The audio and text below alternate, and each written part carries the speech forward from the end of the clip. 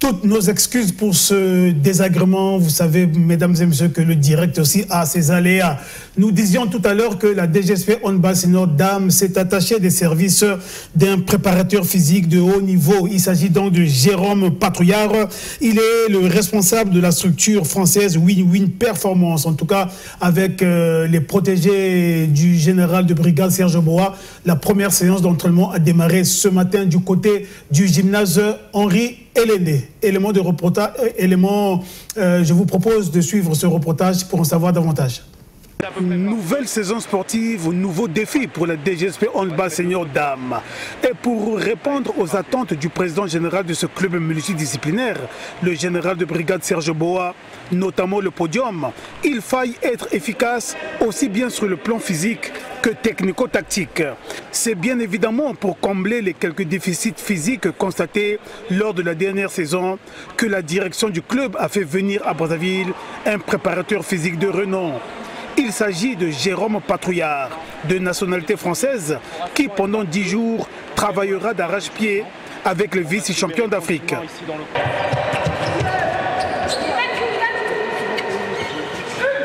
Mais comment s'est établi le contact entre la DGSP et l'expert français? Jérôme Patrouillard a éclairé l'opinion. La DGSP est venue me rencontrer à Saint-Etienne et très vite le feeling il est passé. Je pense que c'était un projet intéressant pour moi, intéressant pour eux également.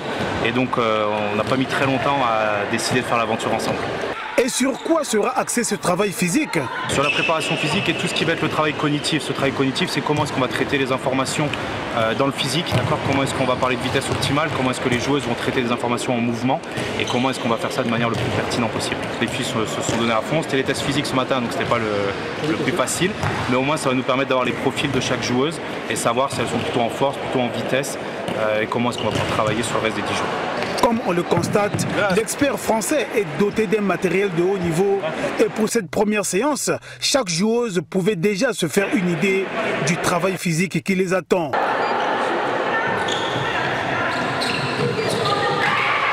Cette première séance d'entraînement axée sur l'aspect physique a été supervisée par la coordonnatrice générale des activités sportives du club multidisciplinaire de la DGSP.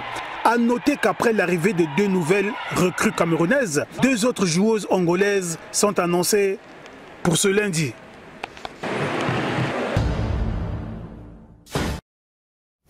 Effectivement, mesdames et messieurs, ces 2 nouvelles recrues angolaises sont bel et bien arrivées ici en République du Congo, plus précisément à Pointe-Noire, et c'est demain qu'elles rallieront Brazzaville. Nous allons rester toujours dans le handball. Nous sommes allés à l'encontre du président de la Ligue départementale de handball de Brazzaville, Avicenne Nzekou, avec qui nous avons parlé du démarrage du prochain championnat. Il a également donné son point de vue sur le dernier discours sur l'état de la nation du chef de l'État, discours au cours de laquelle le président Denis Sassou Nguesso félicitait les Diables Rouges handball pour leur performance du côté de la 25e Coupe d'Afrique des Nations qui s'était déroulée du côté de Dakar, c'est au Sénégal. Je vous rappelle que les Diables Rouges avaient terminé sur la 3e marche du podium. Suivez ce reportage. Le parcours héroïque des Diables Rouges Handball Senior Dames à la 25e Coupe d'Afrique des Nations Dakar 2022 a été plus que congratulé par le chef de l'État dans son discours sur l'état de la nation. Une réaction du chef de l'État qui a été plus que saluée par le président de la Ligue départementale de handball de Brazzaville. Je me constitue donc porte-parole de tous les dirigeants du handball de Brazzaville pour remercier le président de la République, lui et toutes ses équipes qui ont pris le soin de marquer un accent sur cette belle victoire des Diables Rouges. Nous disons merci pour cette attention particulière. Le message du président de la République est clair. Les initiés comprendront que là, on a félicité le résultat d'un travail déjà abattu, mais qui désormais reste derrière nous. Et je pense que le président de la République aimerait bien que pour le prochain discours qui tiendra sur l'état de la nation, qu'il parle encore du handball. Et sur la reprise du championnat départemental de handball de Brazzaville, Avicenne Nzekou a tout de même émis quelques soucis liés aux finances. Nous avons reçu les 2 décisions de la Fédération congolaise de handball, l'une portant sur la périodicité des réalisations des activités et l'autre sur naturellement encore la périodicité, cette fois-ci des transferts.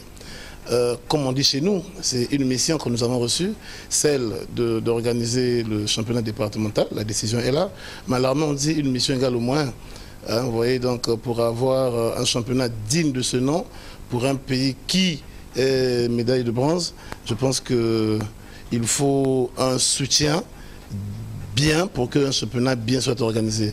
Pour cette saison sportive 2022-2023, des innovations ont été apportées notamment sur le nombre des étrangers par club qui devrait désormais évoluer sur l'aire de jeu.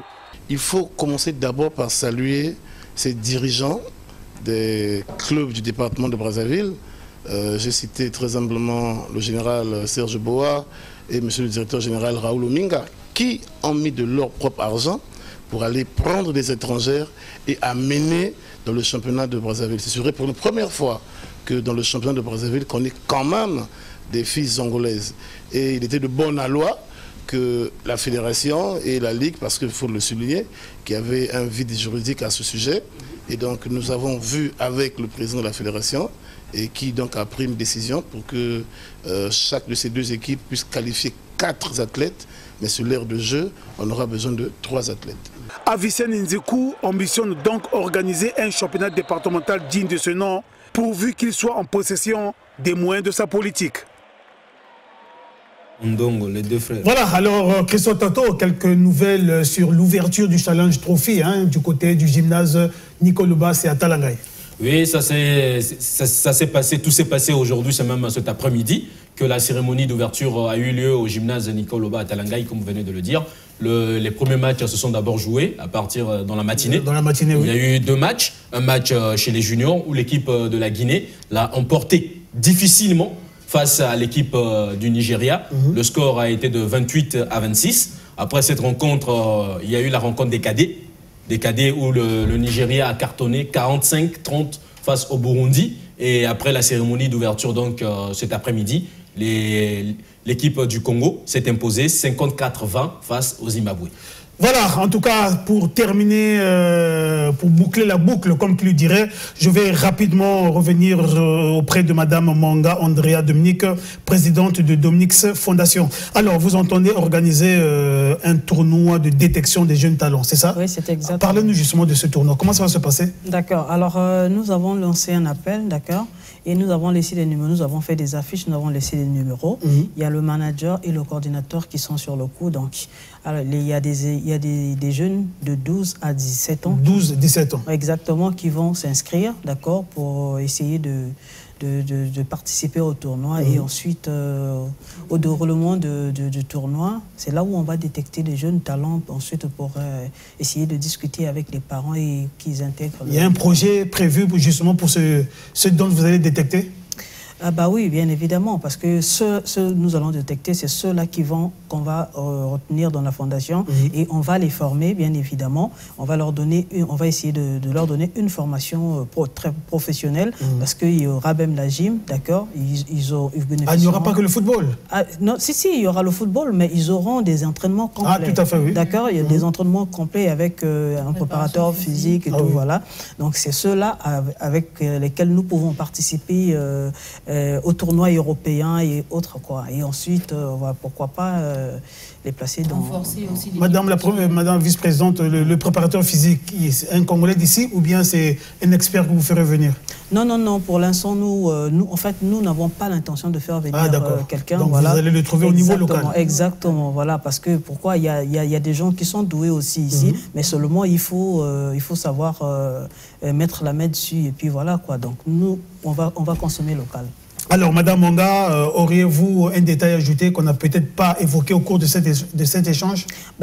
Tout ce que je veux dire, c'est que la Dominique's Fondation est là pour tout le monde, d'accord? Pour tout jeune qui a un talent et qui rêve de poursuivre sa carrière professionnelle, bien évidemment. Donc, nous sommes là pour donner la chance à tout le monde sans exception. Et nous œuvrons aussi dans l'humanité et de la santé, d'accord? Nous avons des projets, sur l'humanité, enfin les projets humanitaires pour assister des femmes, voilà, pourquoi pas des personnes en difficulté, voilà. Voilà, mesdames et messieurs, comme vous le constatez, nous recevions sur ce plateau mesdames Manga, Andrea, Dominique et madame Thiemoko Nossi, Marianne, respectivement présidente de Dominique's Fondation et vice-présidente avec les deux. Nous avons parlé de l'ouverture officielle de la Fondation avec notamment le démarrage du tournoi de détection des jeunes talents du 21 au 22 janvier prochain au stade annexe du stade Alphonse Massombadeba. Ça sera donc 8h, c'est ça? Exactement. Voilà, c'est donc par là, mesdames et messieurs, nous bouclons cette émission. Merci à Christian Tato, merci à Serge Désiré Koumoulo-Kana pour votre expertise. Merci donc à madame Manga et merci à madame Thiemoko. Quant à moi, mesdames et messieurs, merci à toute l'équipe technique. Je vous dis au revoir et restez toujours branchés sur les programmes de votre chaîne de prédilection, la DRTV Internationale. Au revoir.